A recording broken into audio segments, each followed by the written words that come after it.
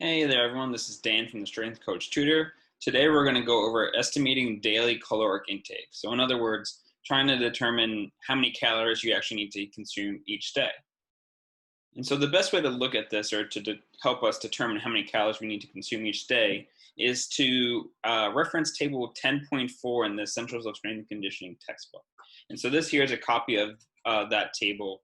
And what this is showing us is that based on our sex, whether we're male or female, and our activity level, is how we're going to determine how many calories we need based on how much we weigh, right? So let's just say, for example, I'm a male and I want to use the kcals per pound.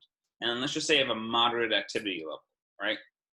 So if I have a moderate activity level and I'm going to use kcals per pound, that means here, this 19, that means I have to consume 19 calories for every pound of body weight I have.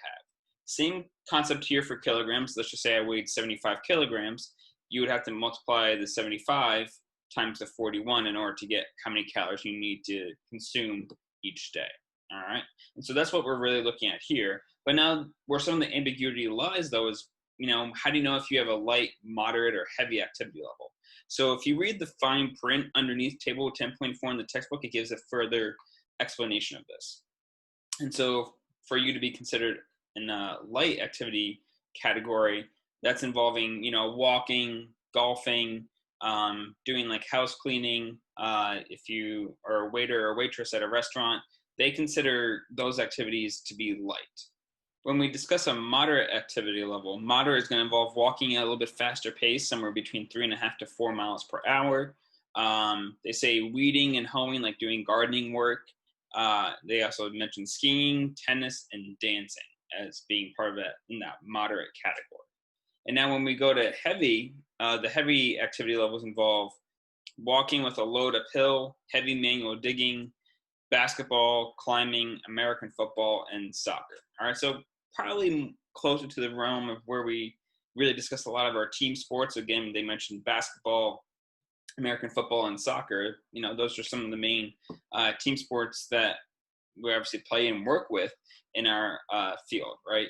And so, I think a lot of the athletes, a lot of the individuals that we're going to work with primarily would be in that heavy category. But again, you have to understand the context. Maybe you're not working with an athlete, and you're working with, the general population. That's great. But, an office worker, someone who works in an office and sits at a desk for most of their day, it's going to have a much different activity level than compared to someone who's, doing construction work or any type of manual labor. They're, of course, going to have a higher level of activity, right? And so we have to take those things into consideration when we're doing these calculations.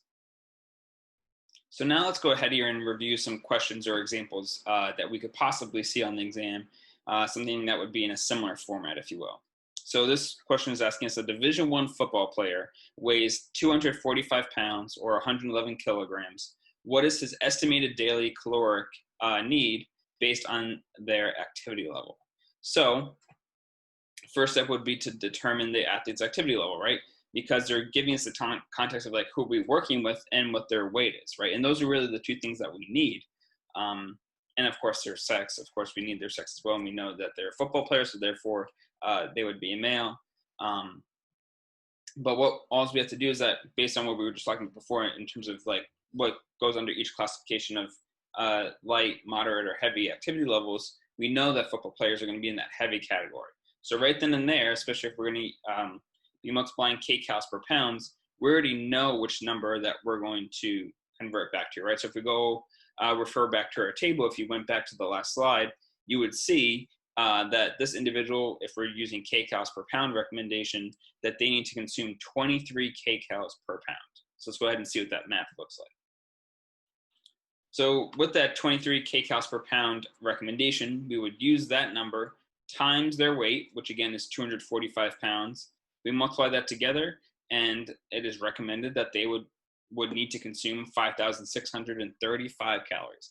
That's a lot of calories, but again, take into consideration a Division I football player, they are expending a lot of energy, and they also need the sufficient calories to sustain that level of intensity and activity, and also to recover after their workouts as well, right?